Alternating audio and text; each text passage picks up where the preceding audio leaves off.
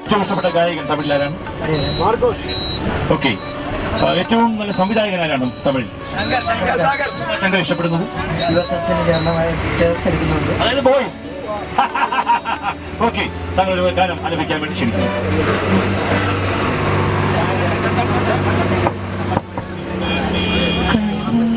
കലൈമാനി കനിമയിലൻ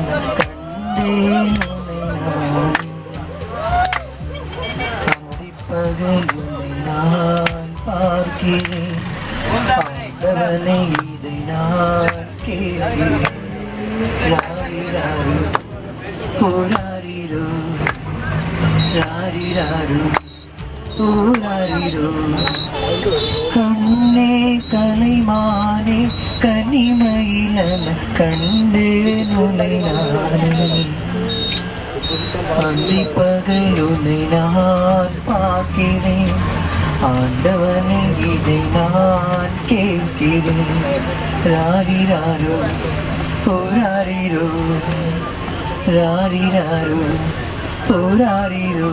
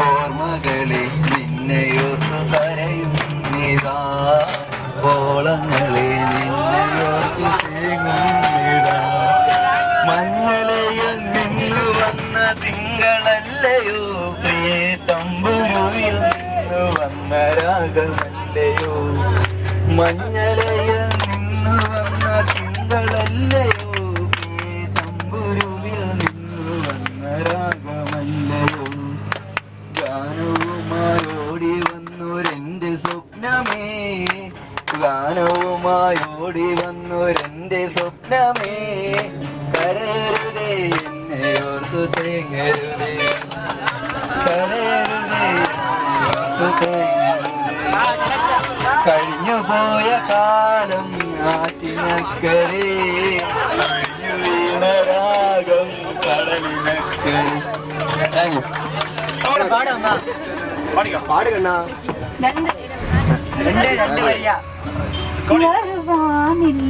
വരുവാനില്ലാവരുമെന്തൊരു നാളും ഈ വഴിക്കറിയാം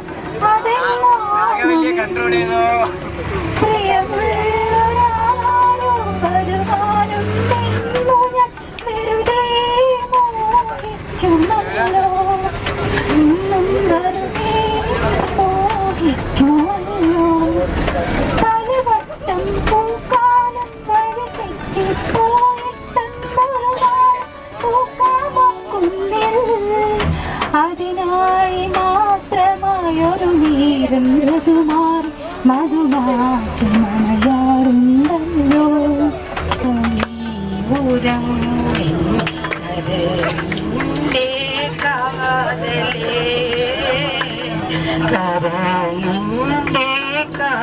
കാതലേ രാരിരാരോ രാരിരോ രാരിരാരോ രാരിരോ പാടി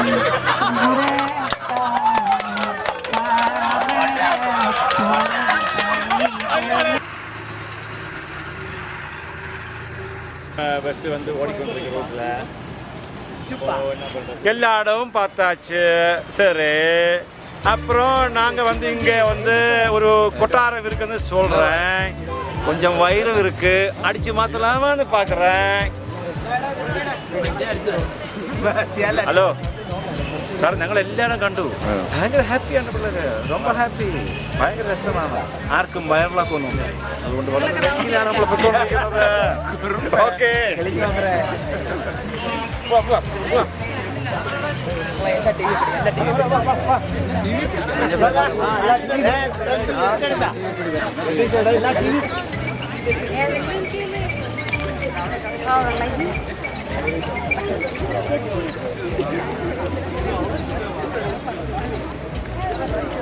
നമ്മൾ 5 രൂപ എടുത്തിട്ടുണ്ട്. ഇത് 10 രൂപ നമുക്ക് ഇത്ര വരും.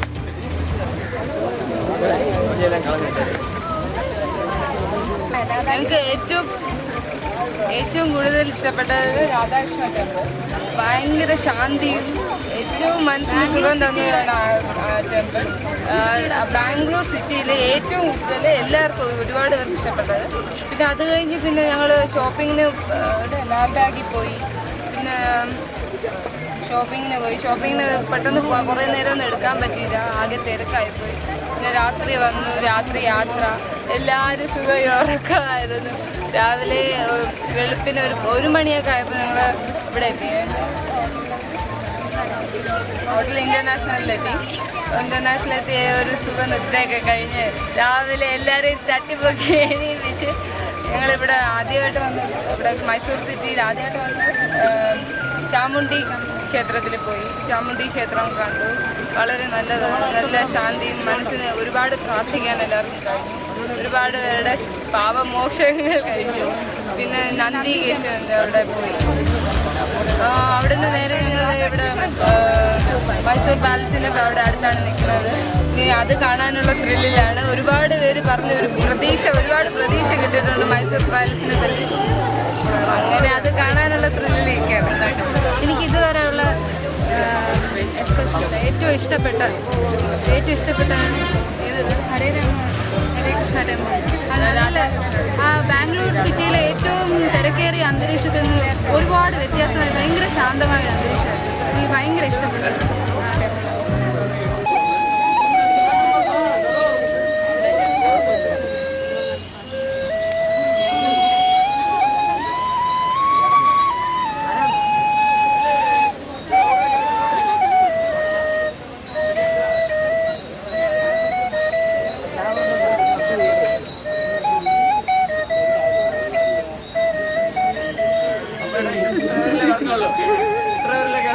പൈസ കൊടുത്താ ബാക്കിയുള്ളവർക്ക്.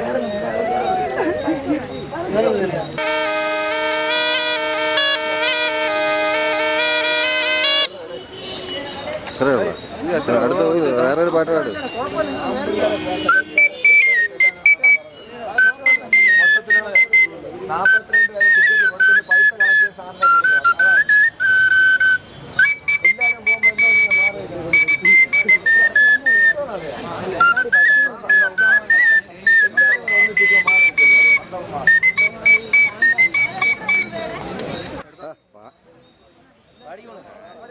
പാട് പാട്.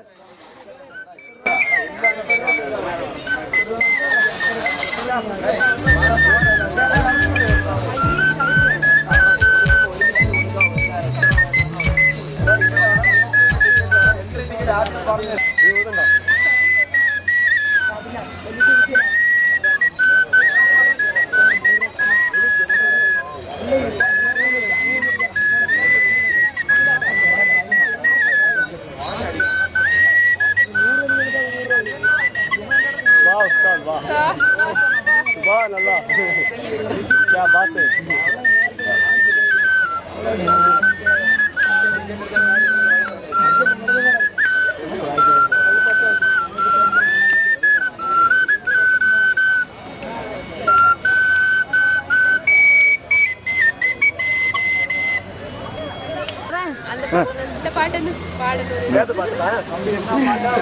தம்பி அந்த பாட்டெல்லாம் சொல்லுங்க.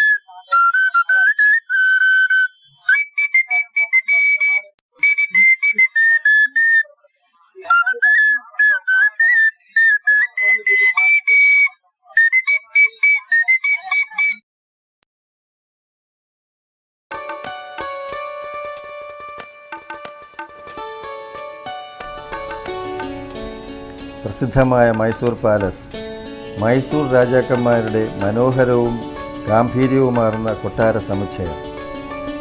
പ്രശസ്ത വാസ്തുശില്പി ഇംഗ്ലീഷുകാരനായ ഹെൻറി ഇർവിനാണ് ഈ 3 നില കൊട്ടാരം രൂപകൽപ്പന ചെയ്തത്. അംബാവിലാസ് പാലസ് എന്നും ഇതറിയപ്പെടുന്നു. ഈ കൊട്ടാരത്തിൻ്റെ പൂർവ്വ നിർമ്മാണം തടികൾ കൊണ്ടായിരുന്നു. എന്നാൽ 1897 തീപിടിച്ചു നശിച്ചുപോയതിനെ തുടർന്ന് 1912 വീണ്ടും പുനർനിർമ്മിച്ചു. അകവും പുറവും ഒരുപോലെ ഭംഗിയാർന്നതാണ് പാലസ്. ചിത്രപ്പണികൾ കൊണ്ട് മനോഹരമാക്കിയിട്ടുള്ളതാണ് വാതിലുകളും ജനലുകളും. അവയ്ക്ക് കൂടുതൽ അഴകേകാൻ വർണ്ണച്ചില്ലുകൾ പതിച്ച കിളിവാതിലുകളും. കമനീയമായ വാതിലുകൾ തുറന്നാൽ കാണുന്നത് ആഡംബരപൂർണമായ മുറികളാണ്. കൊട്ടാരത്തിലെ താഴത്തെ നിലയിൽ സംഗീതോപകരണങ്ങൾ കൂടാതെ കുട്ടികൾക്കുള്ള കളിക്കോപ്പുകൾ, നിരവധി മഹാരഥന്മാരുടെ എണ്ണച്ചായ ചിത്രങ്ങളൊക്കെ കാണാം. മുകളിൽ രാജഭരണകാലത്ത് ഉപയോഗിച്ചിരുന്ന ആയുധശേഖരമാണ്. കഠാര മുതൽ തോക്കുകൾ വരെ ഇതിൽപ്പെടും. ദർബാർ ഹാളാണ് അത്യാകർഷകമായിട്ടുള്ളത്. മഹാഗണിയിൽ ചിത്രപ്പണികൾ ചെയ്ത് നിരത്തിയ സീലിങ്ങുകൾ, വാദ്യാനങ്ങൾ, വെണ്ണക്കല്ലിൽ കൊത്തിയെടുത്ത തൂണുകൾ എന്നിവ കൊണ്ട് അലങ്കരിക്കപ്പെട്ട ദർബാർ ഹാൾ വളരെ നയനാനന്ദകരമാണ്.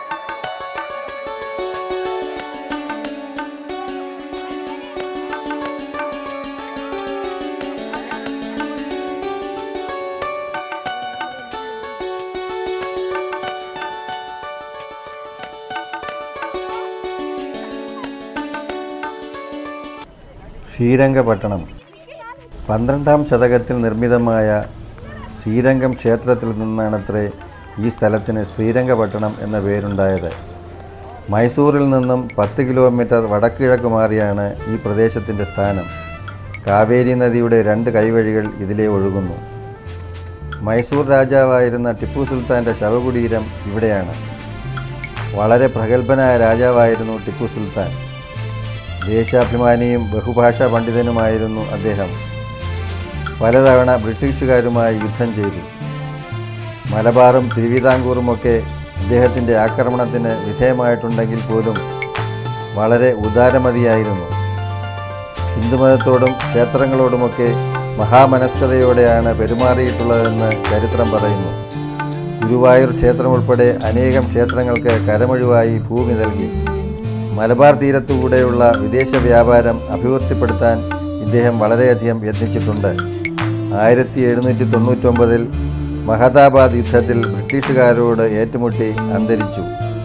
ചരിത്രമുറങ്ങുന്ന ഈ സ്മാരകം നിരവധി സഞ്ചാരികളെ ആകർഷിക്കുന്നു.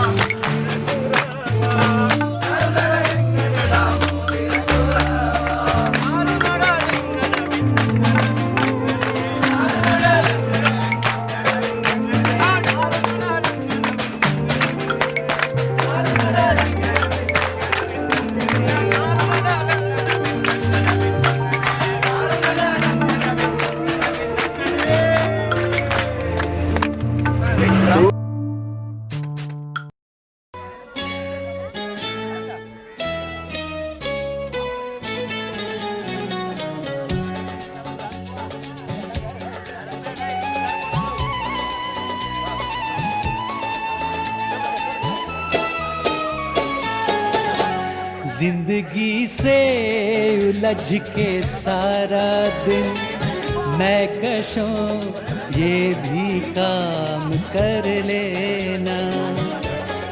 जिंदगी से उलझ के सारा दिन मैं कशों ये भी काम कर लेना। यानी अपने लिए भी थोड़ा सा शाम का इंतजाम कर लेना। जिंदगी से उलझ के सारा दिन मैं कशों ये भी काम कर लेना।